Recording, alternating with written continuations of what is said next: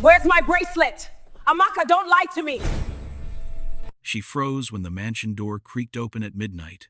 A shadow slipped through the hallway, too quiet, too sharp. The diamond bracelet was gone. Where's my bracelet? Amaka, don't lie to me. Clarissa's voice sliced through the silence. Cold as ice.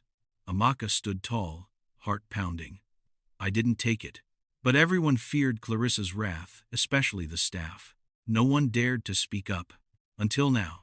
Amaka's arrival at the Anderson mansion wasn't just a new job, it was the start of a storm that would uncover dark secrets, twisted love, and a buried crime that no one wanted to face. And that's where her story truly began. Before we dive deeper, please, if you're listening right now, I want to prove my stepmom wrong. She said I can't even reach 1,000 subscribers. Help me show her stories like this matter. Subscribe to Jossie's Folklore, and let's keep breathing life into tales that refuse to die. Now let's continue. She arrived just as the sun was setting, the golden light fading behind the towering gates of the Anderson mansion.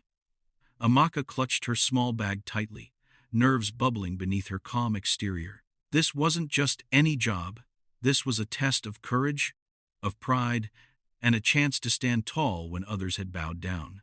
The mansion loomed like a fortress, its grandeur masking a harsh reality inside.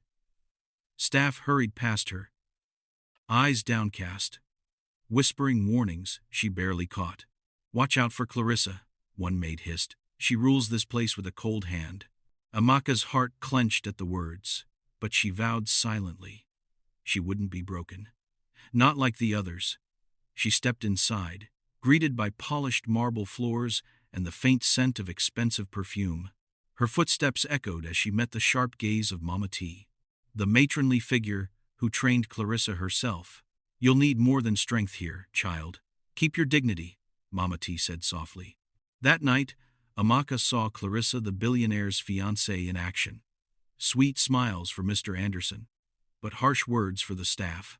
Move faster, you useless fools. Clarissa spat at a trembling maid. Amaka's blood boiled. She remembered her promise never let anyone steal her dignity. But in this world of gold and lies, dignity was a fragile thing. What would you do if you were Amaka? She wondered aloud, her voice steady despite the storm inside. Have you ever stood up when the world told you to stay quiet? As days passed, Amaka's quiet defiance sparked hope among the staff. She smiled where others dared not. She listened when others feared to speak. And when Clarissa's diamond bracelet vanished, all eyes turned to the new maid. Thief! Clarissa's voice cracked like thunder in the grand hall. You'll pay for this, Amaka. But Amaka stood firm, unshaken. The battle for truth had just begun. The accusation hung heavy in the grand hall, freezing everyone in place.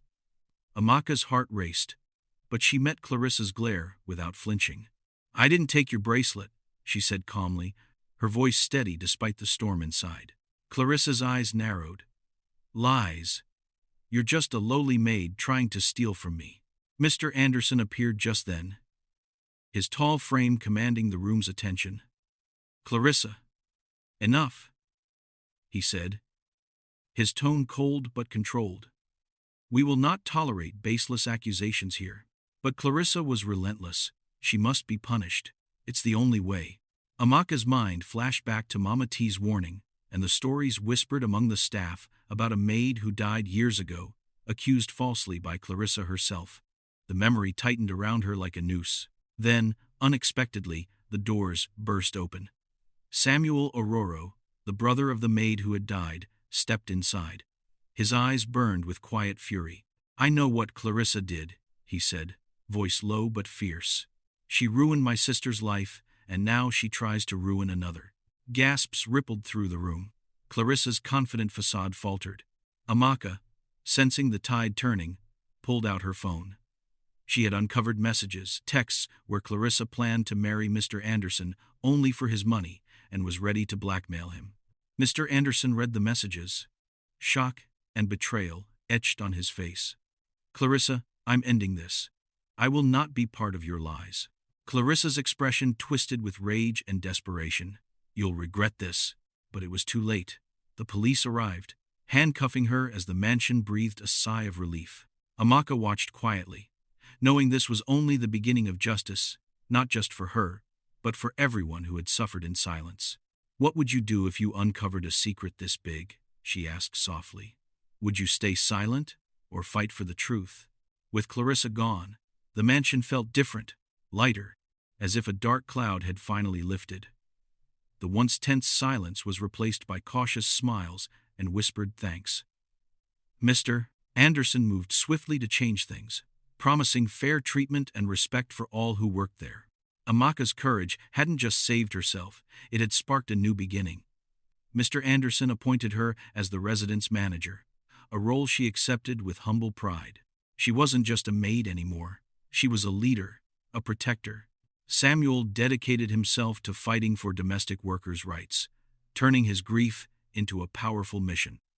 Mama T returned to counseling, helping heal wounds both old and new. The mansion transformed from a place of fear into a haven of justice and dignity. Amaka often thought back on the journey, the fear, the courage, the sacrifices. She knew the fight wasn't over, but she also knew that truth and bravery could heal even the deepest wounds. "Have you ever seen a place change because someone dared to stand up?" she asked quietly. This is what happens when courage meets truth. The trial exposed Clarissa's manipulation, her lies laid bare for all to see. Justice was served, but more importantly, hope was restored. Amaka smiled, knowing her story was proof that even in the darkest places, light could shine. After everything settled, Amaka stood on the mansion's veranda, the evening breeze gently tugging at her headscarf. She reflected on how a simple act of courage had sparked a movement not just to bring down a villain, but to rebuild lives and restore dignity. This story shows us that no matter how powerful the oppressor, truth has a way of coming out, she thought. And that courage, sometimes just standing tall when the world expects you to fall, is the strongest kind of power. The mansion, once a prison of fear, was now a home filled with hope, respect, and new beginnings. Amaka's journey was a reminder that anyone could be a hero in their own story, no matter where they start. If this story touched you, hit that subscribe button for more emotional tales from Jossie's Folklore. And even if it didn't, come on, subscribe anyway, we'll win you over next time. Drop a comment, like the video, and let's keep the stories alive. Thanks for watching.